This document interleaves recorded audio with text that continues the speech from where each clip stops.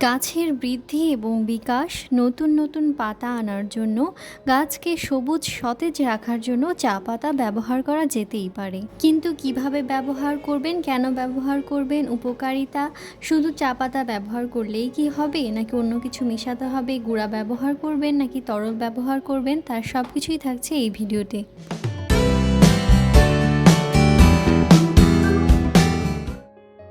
আসসালামু আলাইকুম, স্বাগত জানাচ্ছি আমার ইউটিউব চ্যানেল আপন বারান্দায়। আজ আমরা জানব চা পাতা ব্যবহারের সঠিক পদ্ধতি বা নিয়ম। আজকে আমরা জানব চা পাতার সার কীভাবে ব্যবহার করতে হবে, ব্যবহারের পদ্ধতি এবং বিভিন্ন বিষয় সম্পর্কে। চা থেকে যে সার তৈরি করা হয় তাই মূলত গাছে ব্যবহার করা হয়। এটি আসলে একটি জৈব সার। বাগান যারা করেন তারা সবাই মোটামুটি জানেন যে এটি কী ধরনের সার, তবে কিভাবে ব্যবহার করবেন এবং কেন ব্যবহার করবেন তা হয়তো অনেকেই জানেন না। এখন বলি যে সারটি কিভাবে তৈরি করতে হয়। তার আগে বলে নিই, চা পাতা কিন্তু দুইভাবে ব্যবহার করা যায়। একটি হচ্ছে গুঁড়া ব্যবহার করে এবং আরেকটি হচ্ছে তরল সার হিসেবে ব্যবহার করে। তরল সার কিভাবে ব্যবহার করবেন তা কিন্তু আমার এই চ্যানেলেই আছে, আপনারা চাইলে দেখে নিতে পারেন। এখন আসি মূল আলোচনায়। চা বানানোর পর অবশিষ্ট যে পাতা আমরা ফেলে দিই সেটি কিন্তু গাছের জন্য একটি গুরুত্বপূর্ণ সার।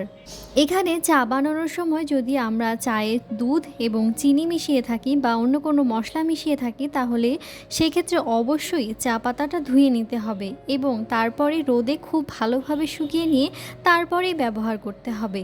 এখানে যদি রোদে শুকানোর পর গুঁড়া করে নিতে পারেন তাহলে খুবই ভালো হয়। আর তরল সার ব্যবহার শুধুমাত্র গাছের গোড়ায় ব্যবহার করলেই চলবে। খেয়াল করতে হবে যেন তরল সারে দুধ চিনি মেশানো না থাকে।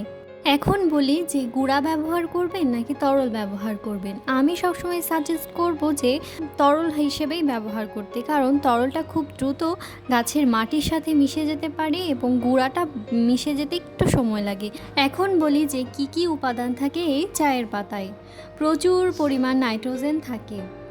বেশি পাতাযুক্ত গাছে এই সারটা ব্যবহার করতে পারেন।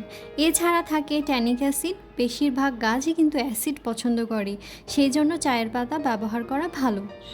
ফসফরাস ও পটাশের কারণে একটি গাছে ফুল বেশি আসে, তবে নাইট্রোজেনের অভাব হলে গাছ বৃদ্ধি হয় না, পাতাও কমে যায়।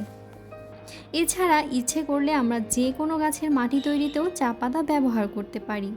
চা পাতা মিডিয়াতে ব্যবহার করলে টবের ওজন কম হয় এবং পানি নিষ্কাশন ব্যবস্থাও কিন্তু ঠিক থাকে। টবের মাটিকে ভেজা রাখতেও কিন্তু সাহায্য করে এই চায়ের পাতা, যেমনটি কোকোপিট করে থাকে। অর্থাৎ গাছ টবে লাগানোর পর প্রথম অবস্থায় গাছের বৃদ্ধির জন্য আমরা চায়ের পাতা কিন্তু ব্যবহার করতে পারি। পরিমাণে বেশি হলেও জৈব সার যেহেতু এটি, সেজন্য কোনো সমস্যা হয় না। গরমের সময় রুটকে ঠান্ডা রাখতেও কিন্তু চা পাতা আপনি ব্যবহার করতে পারবেন। চা পাতা ব্যবহারের পূর্বে প্রথমেই টবের সাইজ দেখে নিতে হবে। আমার এই টবটি যেহেতু খুব বেশি বড় না, তাই 2 থেকে 3 চামচ দিলেই হবে। দেওয়ার পর অবশ্যই মাটিটা খুঁচিয়ে দিতে হবে। বেশি দিলেও সমস্যা হবে না, কারণ এটি জৈব সার। আমি এখানে তরল সারটা ব্যবহার করে নিচ্ছি, আর অবশ্যই চা বানানোর পর ঠান্ডা হলে তবেই কিন্তু গাছে দিতে হবে। ঠিক এভাবেই আপনি চাইলে 15 থেকে 20 দিন পর এই চায়ের তরল সারটি ব্যবহার করতে পারেন। শুধুমাত্র চা পাতা দিলেই কিন্তু গাছের সম্পূর্ণ অভাব পূরণ হবে না। একটি গাছের সম্পূর্ণ বৃদ্ধির জন্য ফসফরাস, পটাশ, ম্যাঙ্গানিজ, সালফার এগুলোর প্রয়োজন আছে। সেই ক্ষেত্রে এর সাথে ডিমের খোসা, কলার খোসা, পেঁয়াজের খোসা ইত্যাদি মিশিয়ে তবেই সার হিসেবে ব্যবহার করতে পারেন। আর এই সব ভিডিও কিন্তু আমার এই চ্যানেলেই পেয়ে যাবেন। চা পাতার এই গুঁড়া এবং তরল সার সম্পর্কে যদি আরও কোনো প্রশ্ন থেকে থাকে তাহলে অবশ্যই কমেন্ট করে জানাবেন। যারা এই পর্যন্ত আমার সাথে ছিলেন তারা চাইলে একটি লাইক দিতে পারেন। আরও এই ধরনের ভিডিও পেতে আমার চ্যানেলটি সাবস্ক্রাইব করতে পারেন। আজকের ভিডিও তাহলে এই পর্যন্তই। আল্লাহ হাফেজ, আসসালামু আলাইকুম।